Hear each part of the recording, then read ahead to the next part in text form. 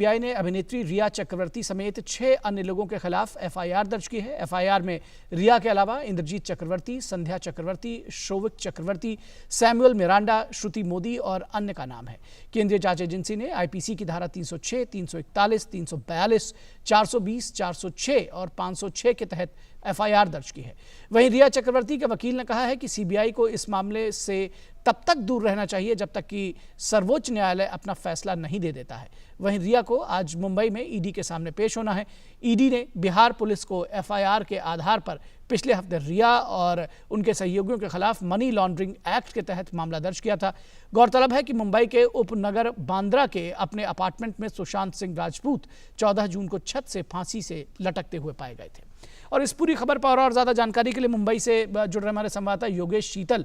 योगेश, कई सारे इसमें जिसको कहना चाहिए कि एंगल हैं इस खबर में, कई तरह से इसकी जांच होनी है। आज रिया पेश होंगी ईडी के सामने। किस तरह से आगे बढ़ेगा मामला? अब सीबीआई के सुपुर्द है, ईडी भी इससे जुड़ गई है, क्या कुछ कहेंगे आप?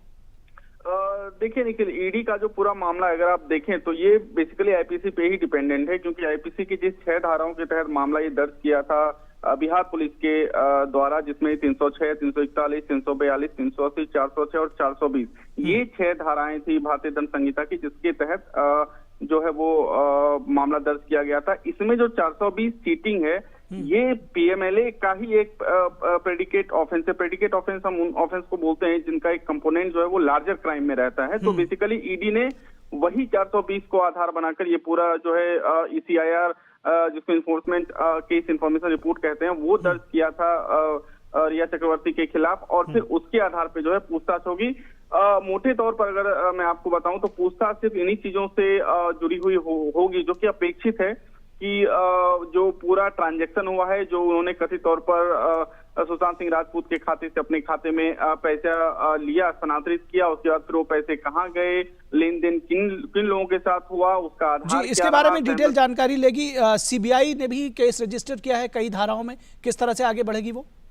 देखिए, जो सीबीआई का केस है वो basically criminal conspiracy, abetment to suicide और जो केसेज अभी तक हैं, जैसे रोंगफुल कन्फाइनमेंट है, रोंगफुल रिस्ट्रेंट है, थेफ्ट इन ड्वेलिंग हाउसेज है, क्रिमिनल ब्रीच ऑफ ट्रस्ट है, इन सब चीजों पर भी सीबीआई ने ही इन सब चीजों को ही उन्होंने जो है अपने मामले में दर्ज किया है। सीबीआई का केस का अभी आगे कुछ कहना थोड़ी जल्दीबाजी इसलिए होगी क्योंकि अभी ईडी की चीजें क्लियर नहीं हो पा रही है कि ईडी अभी अगर मान लीजिए अगर ईडी अगर आज समन कर रही है, हो सकता है कि ईडी इसको कंटिन्यू रखे, बाद में भी बुलाए, या हो सकता है कि अगर ईडी को बहुत ज्यादा शक हो किसी भी चीज पे तो एफआईआर ऑलरेडी हो चुका है तो ईडी अरेस्ट भी कर सकती है। तो ये अभी ईडी का एंगल है। सीबीआई अभी उन सब चीजों को लेकर अभी तक हालांकि समन जारी नहीं किया है, लेकिन अगर वो एजेंसी समन जारी करती है तो सबसे पहले तो ये देखना होगा कि समन मुंबई में जारी किया जाता है या फिर दिल्ली में किया जाता है, क्योंकि जनरली जो सीआरपीसी की 160 है उसके अंतर्गत महिलाओं को ये थोड़ा सा उनको कंसेशन मिलता है, महिलाओं को या बच्चे हैं या फिर सीनियर सिटीजन है कि जहां पे वो रहते हैं वहीं पे उनको समन जारी किया जाता है। लेकिन एक्सेप्शनल केस में समन जो है दिल्ली में भी जारी किया जा सकता है। बिल्कुल,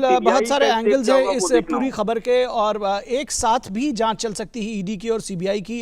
सीबीआई ने एफआईआर दर्ज कर ली है, आगे किस तरह से मामला बढ़ेगा ये देखने की बात होगी। बहुत शुक्रिया इस तमाम बातचीत के लिए योगेश। और बढ़ते अगली खबर की तरफ, खबर बिहार से, जहां के 16 जिलों में